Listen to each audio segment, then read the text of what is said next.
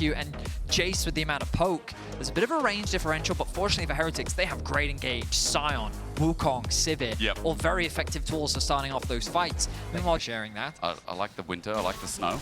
Said no one ever. Good shockwave though. Jackie's in close range of solo kill. Camilo has stolen one. The spacing's there. Kingslayer again gives good healing. Abscond of Duck. What? The outplay! Oh! In anticipation of the grub spawning, but they also open themselves up to securing the first dragon. They are spending a bit of time securing this, which does leave open the potential for Heretics to cross on the top side. Great camera because you can see the tongue from the poro.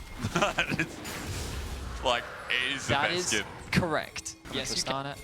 Now we find ourselves game 3, dead even in gold, 14 minutes in. And a big bounce back from what game 1 was, as Closer is going to face check this. Cyclone brings it out. Here's the You and Me, aka the final chapter, but he's been polymorphed and he gets no chance. A new target into Noah as he jumps over the wall. Stunned up is Closer. You and Me jumping from person to person as Lot also low on mana, but Carlson happy to face tankers. Closer there, looking for a heart steel stack. Might find it in a second if Carlson plays tongue-in-cheek with it. Permafrost, he's still tanking up at half HP. Team Heretics are trying to play with time, but the poke is getting worse and worse. Carlson now in more and more trouble as Camilo wants that angle, but Lot won't get it for him. The engage starts off. The Hispanic smash is good as Closer helps get one. Team Heretics got the Herald though. Now they're thinking about, do we go in? Do we go? Yeah, Noah's got a full ulti. Flashes forward, but a shockwave brings him back in.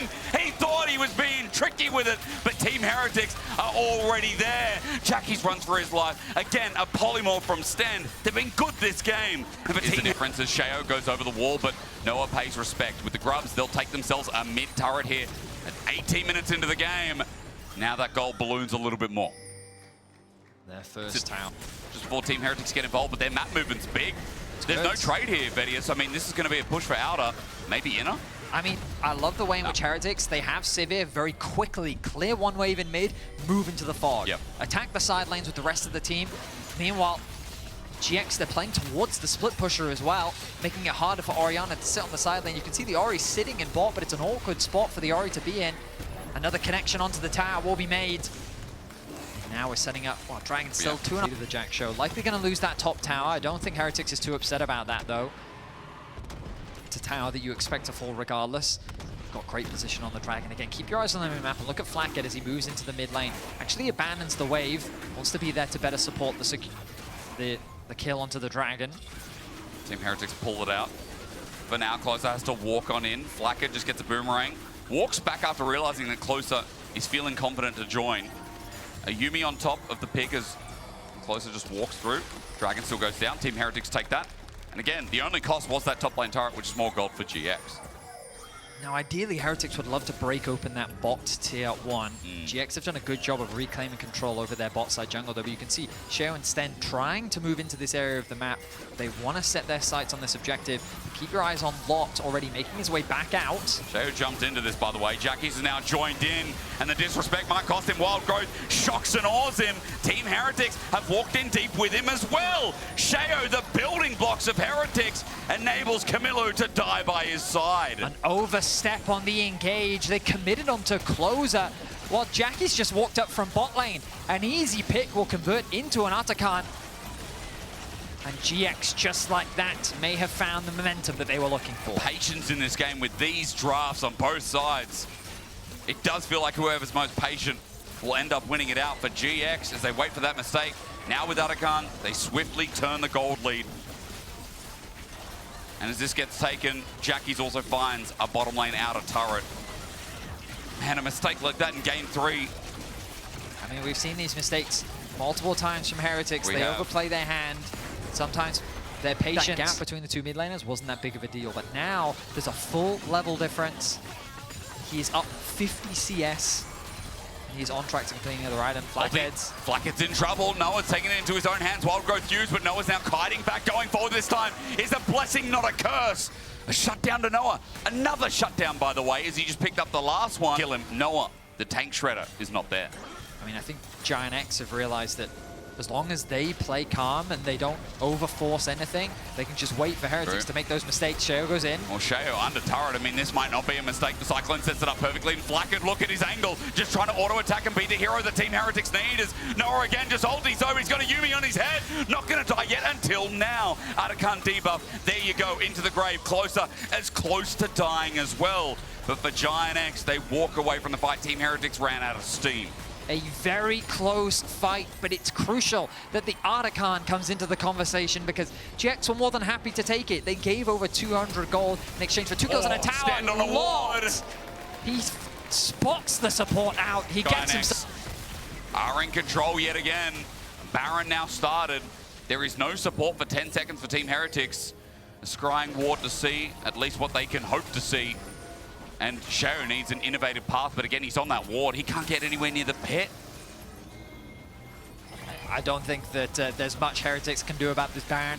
And the lead that GX had already accrued is now going to balloon even more. 4.1k the advantage that they have.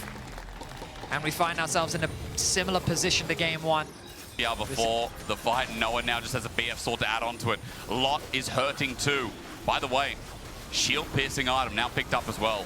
So Lot at 3 items strong is onto this Scion. They're just going to take it front to back. GIANTX don't care. They've got a Yubi. They've got sustain. The shockwave blasts them apart.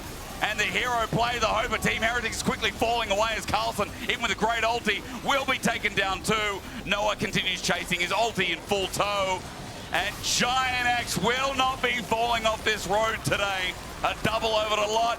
And Team Heretics are withering away. GX keep it simple. They just hit the target that's in front of them. And with Carlson falling, they find an angle for a beautiful shockwave combo. Quick kills into a quick team fight win.